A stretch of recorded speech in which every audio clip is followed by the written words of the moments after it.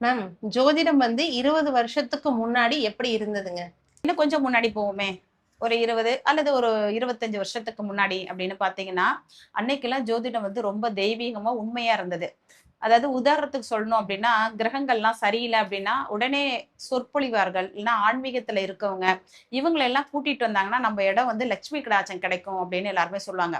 உதாரணத்துக்கு பார்த்தீங்கன்னா, அன்னை அரவிந்த். அந்த அம்மாவுடைய கண்ணு பவர்ஃபுல் அப்படிம்பாங்க. அப்ப தொழில் செய்யக்கூடிய நிறுவனத்துல அவங்க வந்தாலே, நம்ம வீட்டுக்கு வந்துட்டாலே எல்லா பாக்கியங்களும் கிடைக்கும் அப்படின்ற மாரி போயிருக்கு. ஆனா இன்னைக்கு இந்த 2026ல இந்த வருஷத்துல எப்படி இருக்குன்னா, ஜோதிடம் தாந்திரீக முறையில போயிட்டு இருக்கு.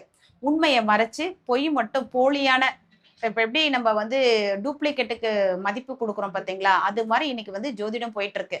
ஆனா உண்மைய மட்டும் தேடி போனீங்கன்னா, என்னைக்கா இருந்தாலும் உங்களுடைய செல்வங்கள், வளர்ச்சிகள் அழியாம தலைமுறை தலைமுறையா பாதுகாக்கிறதான வாய்ப்புகள் உண்டு.